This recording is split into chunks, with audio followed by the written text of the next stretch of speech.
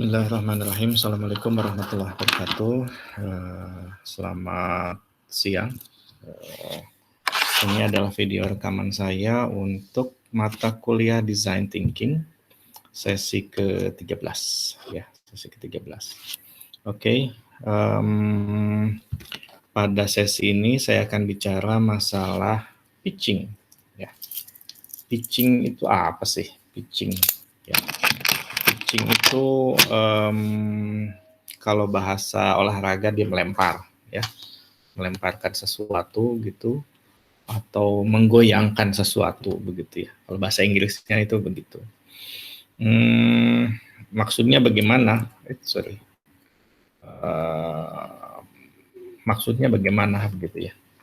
Jadi pitching itu kalau di dalam bahasa kita, dalam bahasa bisnis adalah ya cara untuk meyakinkan atau meyakinkan, mempengaruhi, mempersuasi audiens sehingga mereka itu mau memberikan apa yang kamu inginkan gitu ya. Jadi cara untuk meyakinkan dan mempengaruhi itu disebut pitching ya dalam bahasa ini. Jadi kalau dalam bahasa startup itu ya begitu, bukan business presentation, tapi pitching adalah bahasa startup untuk business presentation gitu kali ya. Jadi di dalam pitching ini dia punya tujuan, dia punya struktur, dan dia tujuan akhirnya adalah menggerakkan orang ya, jualan untuk menggerakkan orang untuk melakukan sesuatu untuk Anda begitu ya. Yang dijual apa? Jadi gini, semua itu sebenarnya jualan. Semua orang itu jualan gitu ya. Kalau dokter yang dijual adalah menyembuhkan ya, pengobatannya kepada siapa? Kepada pasien. Kalau guru, dosen seperti saya, yang dijual apa? Pentingnya pendidikan, bukan ilmunya ya. Ilmunya biasa, tapi mendidiknya gitu ya kepada mahasiswa, pada siswa gitu ya. Kalau penulis yang dijual itu skenario kepada produser penulis cerita ya. Kalau entrepreneurs, pengusaha, yang dijual adalah laba pada investornya gitu ya. Kalau pedagang yang dijual barang gitu kan, atau solusi kepada pembelinya gitu ya. Jadi ya semuanya orang itu sebenarnya melakukan aktivitas penjualan gitu ya. Ini di dalam penelitiannya Qualtrics ini dibilang bahwa sebenarnya itu 40% orang itu 40% waktunya itu sebenarnya dia jualan yang non sales selling. Ada istilah namanya non sales selling gitu ya. Non sales selling itu apa? Menjual tapi bukan yang dijual itu bukan barang, tapi gagasan. Jadi 40% waktu kita ini digunakan untuk menjual gagasan, ya, menjual ide atau menjual saran, memberi saran kepada orang lain gitu ya. 40% dari waktu kita itu gitu. Kalian menjual kebutuhan, meyakinkan orang tua, ngasih uang jajan lebih gitu ya, ngasih saran kepada teman yang sedang kesusahan, apalagi ya, meyakinkan orang, meyakinkan dosen mau menandatangani proposal penelitian kamu gitu ya, dan lain-lain gitu. Dan non sales selling ini adalah dipercaya sangat berpengaruh terhadap kesuksesan profesional seseorang. Ya, kemampuan untuk menjual gagasan ini. Maka ini menjadi satu penting ya. Dan pitching adalah menjual gagasan gitu. Jadi ini adalah satu topik yang penting di dalam salah satu rangkaian dari mata kuliah kita ya pada hari ini. So, pitching itu dia punya tujuan ya, tujuan misalkan supaya orang tahu atau kamu supaya orang itu ikut merasakan, atau supaya orang itu untuk melakukan, kurang lebih seperti itu. Dan pitching ada berbagai macam. Nah, nanti dulu, bentar dulu ya, sebelum macamnya pitching. Nah, ini katanya adalah seorang pitcher, orang yang melakukan pitching disebutnya pitcher. Pitcher. Yang di baseball ya, permainan baseball juga kalau yang melempar itu sebetulnya pitcher ya. Gitu. Jadi personal quality dari seorang pitcher yang baik gitu.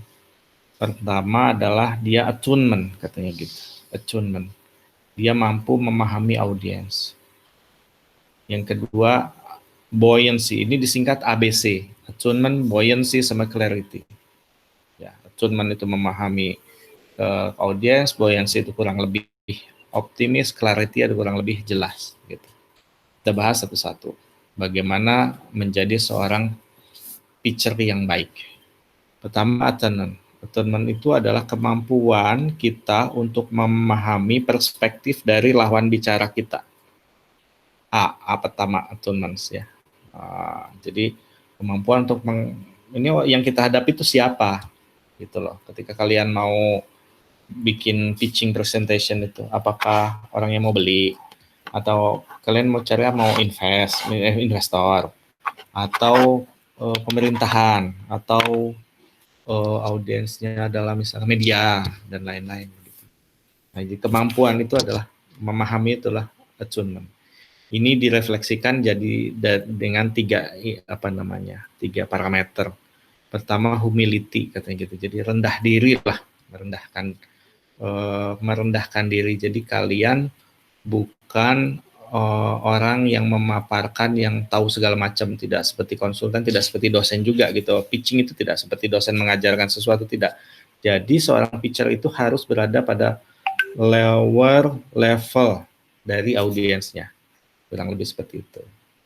Gitu ya. Lantas juga yang kedua adalah dia mampu bicara dengan hati dan juga dengan kepala, katanya gitu. Karena dia harus memahami situasinya, siapa yang diajak bicara, bagaimana keperluan mereka dan lain sebagainya. Dan juga mampu mengekspresikan yang dengan ekspresi yang tepat ya. Tidak terlalu memelas, tidak over optimis juga begitu, tidak terlalu berapi-api, tetapi ya pokoknya meyakinkan lah. Attunement ya. Attunement. Indikator pitcher yang baik adalah buoyancy katanya. ABC kan, buoyancy. Buoyancy itu dalam bahasa Indonesia itu ngambang gitu ya. Maksudnya apa ya? Maksudnya tadi istilahnya tuh berada di atas apa sih namanya ya? Ya optimis lah gitulah, kurang lebih seperti itu gitu ya.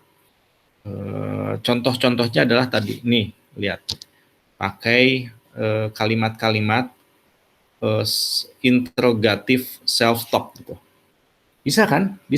Nah, kurang lebih seperti itu. Nah, jadi kita bertanya secara interrogatif, ya, and find the answer to better prepare yourself. Can we do it? Bisa kan kita melakukan ini. Terus kalau ada positif dan negatif di dalam kekurangan dan kelebihan misalkan gitu ya, di dalam komponen itu kurang lebih 3:1. 3 hal-hal positif, kalau yang kekurangannya masih boleh dienekan, tapi 1 bagian. Nah, gitu ya. Jadi hal-hal positifnya masih tetap dominan untuk disampaikan dalam hal ini, gitu ya. Yang ketiga adalah melakukan reframing. Tahu kan reframing? Reframing itu mencari kata-kata dari sudut pandang yang berbeda, gitu ya. Mencari kata-kata dari sudut pandang yang berbeda sehingga menjadi tetap sepertinya optimistik, gitu ya. Optimistik. Contoh reframing ini nih, sangat. Nah, ini kejadiannya adalah, jadi melakukan reframing bisa dengan tiga frame, diambil dari 3 frame. Pertama memuji diri sendiri, yang kedua possibility, yang ketiga eksepsi, gitu ya. Maksudnya gimana? Misalkan gini, saya melakukan pitching presentation 3 kali dalam minggu ini, lihat. Tetapi 3-tiganya gagal. Maka kita ambil sudut pandang yang lain. Bukan saya gagal 3 kali pitching dalam minggu ini, nggak gitu. Tapi sudut pandang yang lain apa? Sudut pandang optimis adalah tadi saya berhasil menambah jam terbang pitching saya minggu ini 3 kali. Misalkan seperti itu, gitu ya. Jadi itu adalah reframing. Ambil sudut pandang yang positif. Kalau possibility, gimana? Possibility, saya gagal nih 3 kali pitching presentation, belum ada yang nyangkut nih investor. Terus possibility-nya gimana ya caranya ya supaya bisa berhasil next time. Nah, itu adalah sudut pandang yang lain. Kita harus mencari jalan lain supaya bisa berhasil next time. Nah, itu adalah reframing. Jadi ini adalah you are you think, kurang lebih seperti itu. Jadi kalian itu apa yang kalian pikirkan gitu. Kalau kalian berpikir positif, maka ya hasilnya akan positif, begitu ya. Nah, yang ketiga adalah eksepsi, katanya gitu. Eksepsi itu, misalnya gagal 3 kali pitching dalam minggu ini, nggak ada yang berhasil. Nah, kita bikin frame, kita lihat dari sudut pandang yang lain. Gitu. Tapi yang kemarin ada yang bagusnya, kira-kira apa ya? Apa yang kurang, yang perlu diperbaiki? Nah, kurang lebih seperti itu. Jadi dicari opportunity for improvement-nya. Ya, itu adalah cara untuk menjadi optimis. Compliment, possibility, exception, gitu ya. Oke. Nah, yang tadi picture yang baik kan tadi punya tiga karakteristik ya, ABC ya. Nah, C-nya itu adalah clarity, ya, clarity. A-nya tadi apa? A-nya itu attunement, B-nya buoyancy, C-nya clarity. Clarity itu jelas. Ya, mau pakai 5W1H boleh, gitu ya. Atau pakai jelas itu maksudnya bisa dimengerti ya. Dimengerti, misalkan kita pakai ini salah satu caranya meningkat namanya experience frame. Experience frame itu adalah supaya bisa dimengerti ya. Maka misalkan produknya itu adalah alat untuk aplikasi untuk mempermudah belajar mengajar ya di rumah. Nah, itu kamu pakai framing bahwa experience-nya mereka. Misalkan ke orang tua, Bapak Ibu sudah pernah mengajar anak, bagaimana susahnya mengajar anak? Nah, kita mengambil framing experience-nya mereka. Sehingga mereka bisa memahami, oh ini tuh adalah produk untuk belajar anak. Gitu ya. Yang lebih seperti itu. Kalau label itu apa namanya? Ya ini adalah untuk guru, tapi bisa juga untuk orang tua. Nah, kurang lebih seperti itu. Nah, kita framing dari label, dari profesinya, dari target marketnya. Untuk blemish, saya lupa ini blemish itu apa ya? Blemish itu adalah, oh iya ini. Blemish itu kita bicara sesuatu yang positif, ya. Boleh bicara yang kekurangannya, tapi jangan banyak-banyak gitu. Jadi selain menceritakan tentang hal yang bagus-bagus tentang produk kalian, maka boleh juga cerita tentang kekurangannya apa, tapi jangan terlalu banyak. Itu menambah clarity gitu ya. Terus kalau potential frame adalah ini produk bisa dipakai buat apa aja. Selain tadi untuk meningkatkan kemampuan belajar anak, Misalkan buat korporasi, untuk guru latihan mengajar, untuk orang tua, untuk anak itu sendiri dan lain-lain. Itu adalah potential framing, ya. Jadi ngambil sudut pandang yang lain untuk bisa memperjelas apa yang kamu jual, ya. ABC ini juga disebut juga ABC Art of Selling, kalau nggak salah seperti itu. Jadi ABC of Selling, ya. Atonement, buoyancy, clarity. Oke? Oke, lanjut. Nah, pitching proses. Ya, ada yang kedua adalah pitching proses. Pitching proses itu adalah pertama kita bicara masalah konten, ya. Konten yang akan disampaikan. Yang kedua, putuskan apa yang akan disampaikan. Yang ketiga, harus diingat-ingat, ya. Pitching tidak boleh membaca karena kalian berada di hadapan orang-orang penting dalam hal ini. Jadi di dalam pitching tidak boleh membaca. Habis itu ya deliver, ya kurang lebih seperti itu. Ya deliver tuh sampaikan. Tipe-tipe pitching. Nah, ada banyak nih, bukan cuma 3. Tapi yang terkenal adalah pertama elevator pitch. Elevator pitch itu apa? Elevator pitch itu adalah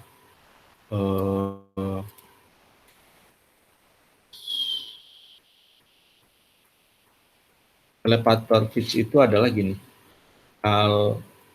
Kalian jualan ide kalian, tetapi di elevator, ya, sambil nunggu elevator atau di dalam elevator, lift, gitu ya.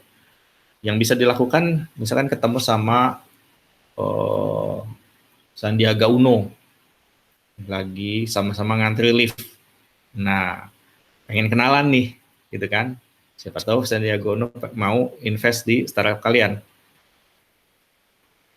Maka kalian harus menyiapkan kata-katanya, ya kan? Harus menyiapkan kata-katanya, dan kata-katanya tidak bisa panjang kan? Paling maksimal 30 detik. Berapa sih lama elevator itu ngebuka? Nah itu, 30 detik, maka itu disebut dengan elevator pitch. Tujuannya hanya sekedar memperkenalkan diri saja, memperkenalkan startup, dan mencari izin, meminta izin untuk boleh nggak dihubungi atau boleh nggak saya follow Instagram, nanti kita kontak lewat IG Bapak atau lewat Facebooknya atau lewat Twitter, whatever it is. Kalau orang ngasih nomor HP kayaknya orang penting jarang ya, gitu ya. Itu adalah elevator pitch. Yang kedua adalah sales pitch. Sales pitch itu jualan, ya, jualan. Kadang-kadang juga nggak bisa langsung jualan, nggak bisa langsung closing, ya, apalagi kalau untuk produk-produk yang sifatnya perlu pertimbangan, gitu ya, mahal dan perlu pertimbangan, maka paling hanya untuk meminta izin, meminta waktu berikutnya, atau minta orang silahkan berkunjung ke booth pameran, gitu ya. Yang ketiga adalah investment pitching. Investment pitching adalah untuk mencari investor atau juga co-founder, ya, co-founder. Gitu ya. Nah, kalau elevator pitch ya hanya memperkenalkan diri. Yang dikenalkan apa? Ya diri kalian, produk, terus target user, keunggulannya. Habis itu tetap harus ada call to action. Call to actionnya apa? Tadi untuk mendapatkan pertemuan lanjutan. Ini mudah-mudahan berhasil nih. Apa namanya? Short to the point. Coba kita lihat apakah berhasil.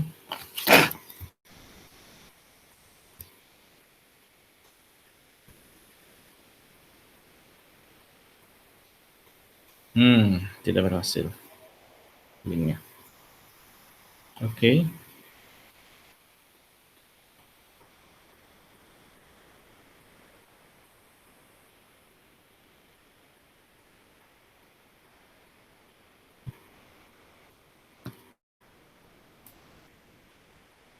Kita lewat dulu ya. Kita lewat dulu tadi pitching tadi, karena fokus kita tidak di elevator pitch, ya.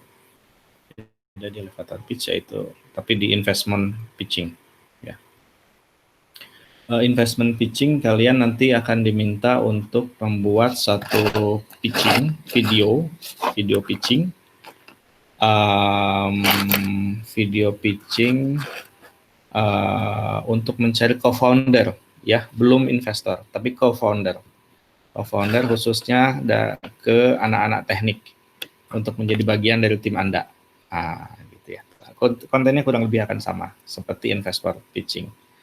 Konten dari pitching untuk investment pitching itu seperti apa? Oh, di dalam investment pitching ada yang disebut dengan pitch deck atau deck, ya. Jadi boleh kalau yang pitch deck ini boleh pakai slide presentasi, ya. Tetapi tidak banyak teksnya. Jadi ada aturan namanya 10 20 30. 10 slide.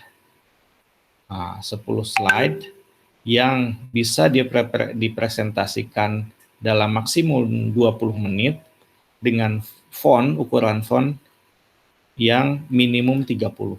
Gitu ya. Jadi aturan umumnya adalah kurang lebih seperti itu. Gitu ya. Dan si pitch deck ini dia bercerita, ya, ada sekuensialnya dan dia bercerita. Isinya apa aja? Isinya diatur atau ya secara umum adalah kurang lebih seperti ini. Nah, ini tadi investor pitch ya, 3 sampai 20 menit. 3 sampai 20 menit. Tujuannya untuk mencari co-founder dan biasanya menggunakan pitch deck. Deck tadi. Deck itu tadi ya, slide PowerPoint, kurang lebih seperti itu. Kontennya apa saja?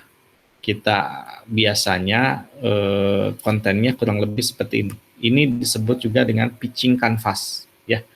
Konten ini biasa disebut dengan pitching canvas. Jadi menggambarkan konten dari sebuah pitching dalam satu halaman begitu. Ya kurang lebih ada 3. Yang pertama adalah opening, yang kedua konten adalah closing. Ya. Pertama problem, yang kedua solusi, bagaimana caranya, traction, marketplace. Kita bahas satu-satu ya. Problem, kan kita sudah di dalam design thinking kan kita sudah menggali problem itu apa. Di tahap pertama ya, tahap pertama yaitu apa tahap pertama? Empati ya sampai divine. Oke. Ungkapkan itu dalam slide pertama ini. Oke. Kalau bisa keluarkan angkanya, berapa banyak sih gitu kan yang mengalami, semakin besar angkanya semakin baik gitu ya. Kalau bisa problem itu juga dirasakan oleh audiens akan lebih baik gitu ya. Tadi pakai experience atau label framing atau experience frame itu akan lebih baik begitu. Jadi slide pertama isinya adalah problem. Memang ini contoh dari Airbnb nih, problemnya pitch deck-nya Airbnb. Problem harga adalah sangat penting buat customer ketika mau booking travel online. Problem kedua adalah hotel itu kamu nggak bisa dapat feel katanya gitu, feel dari city sama culture-nya, ya. Terus problem ketiga adalah nggak ada cara mudah untuk ngebooking kamar dari orang lokal, gitu ya. Nah ini adalah apa sih namanya problem statement dari si Airbnb, ya. Di dalam ini bisa kalian ungkapkan angka-angka sebenarnya, angka-angka ya. Berapa jumlah travel online-nya, orang yang travelingnya, berapa jumlah hotelnya, berapa jumlah uang yang beredar di situ, gitu ya. Kurang lebih begitu. Nah, yang kedua adalah produk Anda. Itu apa? Gitu ya. Ungkapkan dalam kalimat yang simpel, mudah dimengerti. Fiturnya apa saja. Oke? Akan lebih bagus, jadi sampai dengan show bisa sudah kalian bikin kan prototipe-nya. itu juga boleh gitu ya ditampilkan. Ini adalah coba lihat nih Airbnb itu. Dia bikin solusinya dalam satu kalimat ini dengan 3 poin. Saya mau bikin sebuah web platform di mana orang bisa menyewa atau bisa menyewakan rumahnya ke para traveler untuk save money, make money, share culture, katanya gitu. Itu di Airbnb. Jadi kemukakan. Saya mau bikin apa-apa-apa yang apa-apa-apa-apa. Gitu ya. Gimana caranya? Begini, begini, begini, begini. Nah, ini adalah kalian tunjukkan tunjukkan produk demo, prototipenya kalian. Gini caranya loh, begini, begini, begini, begini gitu ya. Kalau boleh maksimal kalau yang produk demonya 15 sampai 30 detik. Ya, 15 sampai 30 detik. Kalau biasanya kalau kalian presentasinya live, upayakan jangan live juga demonya. Nanti ngehang repot sendiri kalian gitu ya. Sudah recorded ya, sudah direcord gitu ya. Nah, kalau bentuknya adalah produk fisik ya harus bisa dikasih lihat. Ini saya mau bikin yang kayak begini, kurang lebih seperti itu.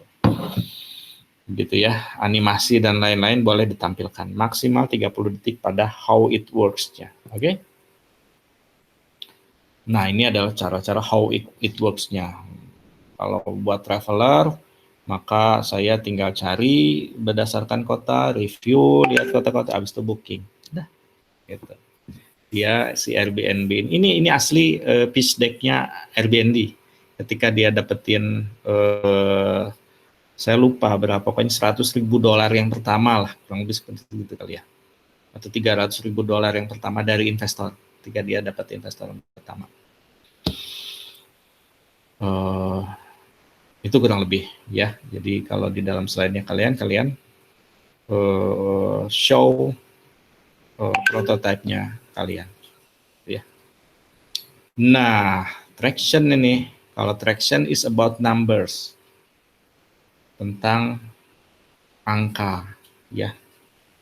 Ini sudah dipakai oleh sekian orang, jadi belum ada yang pakai ya. Atau misalkan kalian bisa potensi pasarnya itu seberapa banyak, produk kalian ini akan dipakai itu seberapa banyak, kira-kira, kurang lebih seperti itu. Jadi sebenarnya traction itu adalah jumlah yang sudah menggunakan produk kalian. Ini produk ini sudah di-download oleh 1 juta orang, langsung mata investor itu terbelalak kan gitu ya. Tapi kalau ini mungkin kan masih belum kan, kalian kan baru mau mencari co-founder ya. Di dalam pitching ini kalian tugasnya adalah untuk mencari co-founder. Ya belum dibikin gitu, tetapi mungkin bisa show potensinya bahwa ini akan digunakan oleh sekian banyak orang. Oke, target marketnya kurang lebih ini, dan kurang lebih akan ada sekian yang membutuhkan ini. Nah, kurang lebih seperti itu. Jadi kalian bisa bicara statistik itu di dalam traction, ya, dalam traction. Kalau ini statistiknya Airbnb, dia sudah launch itu pada seri-seri investment yang pertama ya, mungkin dia pertamanya dapat hibah atau dari mana kan gitu ya.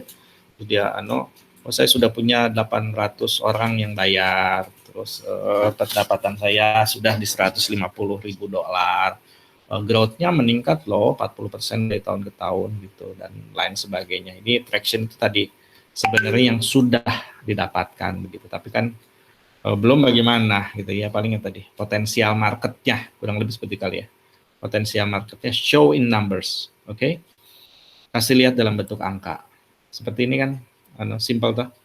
Airbnb lagi, ini market landscape adalah kira-kira pesaingnya itu apa saja, siapa saja ya, pesaingnya siapa saja, kasih lihat di situ. Kalau perlu pisahkan yang membedanya kalian, kalau ini produk yang pemain produk yang premium, mahal, dengan orang-orang target marketnya tingkat atas, kita akan main di bawah. Nah, seperti ini. Ini kayak Airbnb kan kayak gitu.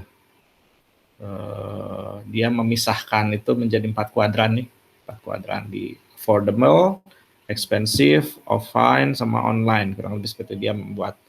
Nah ini kira-kira produk serupa yang ada di pasaran dengan solusi yang sama itu apa saja? Ya, nah kalian apa yang membedakan kalian? Gambarkan di situ. Oke? Lalu terakhir, sebelum terakhir, selanjutnya adalah bisnis model. Ya, bisnis model itu ini kan tentang bisnis ya. Ya, it's all about business. Kira-kira produk kalian ini atau program kalian ini bisa dapat duitnya dari mana? Apa dijual, jual putus, apa disewakan, apa dari iklan, apa dari komisi transaksi, apa? Nah, gitu. Kalau Airbnb kayak gimana? Tadi, we take 10% commission dari setiap transaksi. Nah, gitu ya. Habis itu dikasih sekarang ini sudah marketnya adalah 84 juta dolar. Fee-nya kurang lebih 25, maka saya kira-kira akan bisa dapat begini. Kurang lebih begitu. Jadi, bisnis model Airbnb adalah mengambil 10% dari setiap transaksi. Komisi berarti kan? Nah, kalian bisnis modelnya apa? Ya, apa tadi komisi, apa iklan, apa-apa, jual putus, atau whatever it is. Tampilkan di situ, sambil tunjukkan angka kira-kira sebenarnya potensinya bisa dapat berapa. Gitu ya. Nah, bisnis model. Yang keempat adalah apa yang dibutuhkan. Apa ya? Kalau ini investment kali ya, enggak. Boleh ditampilkan, boleh enggak deh. Kalau yang ini, apa yang dibutuhkan dalam untuk mewujudkan ini, kurang lebih seperti itu. Yang dibutuhkan, berapa yang dibutuhkan. Kalau Airbnb tadi kan dia butuh 500.000 katanya, 500.000 dolar begitu ya. 500.000 dolar untuk mendapatkan 80.000 transaksi. 80.000 transaksi. Boleh kalian tampilkan aja butuhnya berapa untuk mendapatkan berapa. Gitu ya. Terus, nah ini tim. Slide berikutnya adalah tim. Tim itu kalian sudah terdiri dari siapa saja. Tim itu bukan cuma menggambarkan bahwa saya terdiri ini sebagai ini, sebagai ini, bukan cuma gitu loh. Yang paling penting adalah kalian show bahwa tim saya ini adalah orang-orang yang berkompeten di bidangnya. Itu yang paling penting. Tim saya terdiri dari si A, dia kemampuannya ini. Tim B, kemampuannya ini. Jadi background-nya ini. Pendidikannya dari mana atau apa gitu ya. Ya biasanya sih ini memang orang yang sudah punya pengalaman. Jadi untuk menggambarkan ketika investment pitching, tim itu ditampilkan, slide mengenai tim ditampilkan ketika orang butuh yakin, jadi si investor itu butuh diyakinkan bahwa ini timnya solid loh, ini timnya beragam loh, gitu ya. Ini timnya punya background pengalaman yang bagus loh, kurang lebih seperti itu. Gitu. Tim ini ditampilkan gitu ya. Tetapi dalam hal ini kalian kan tadi tugasnya adalah membuat pitching presentation recorded dalam maksimal mungkin 10 menit kali ya, 10 menit. Nah, gitu ya. Untuk founder nanti dia masuk menjadi salah satu tim ini. Ya kalian bilang bahwa saya membutuhkan Anda membutuhkan co-founder yang memiliki background ini. Gitu. Karena kalian bisa lihat bahwa saya punya tim sekarang ini terdiri dari background-nya MBTI semua gitu ya. Kurang lebih seperti itu. Di background seperti apa yang diinginkan. Tampilkan ini di sini. Nah, apakah orang itu Anda? Kurang lebih seperti itu. Kalau call to action adalah saya membutuhkan sekian ribu dolar untuk bisa memulai bisnis saya atau bisa memperbesar bisnis saya. Gitu. Jadi kalau mau saya kita 100.000 dolar untuk 10% saham. Silahkan kontak saya. Nah, kurang lebih seperti itu ya. Kalau ini mungkin saya membutuhkan orang yang dengan punya kemampuan ini. Dengan prospek produk seperti ini. Barang siapa yang tertarik, silahkan hubungi saya. Call to action. Ya, call to action itu penting. Jadi diikat di akhir itu. Jadi kalau penjualan mah ini teh closing ya, closing gitu ya. Closing enggak tuh, terjual apa enggak, kurang lebih seperti itu. Oke, itu mata kuliah kita pada hari ini. Sayang saya tidak sempat untuk bertatap muka, cuman ini mudah-mudahan bisa dipahami oleh kalian semua. Tanya jawabnya nanti bisa kita atur di media yang lain. Terima kasih, sampai ketemu pekan depan.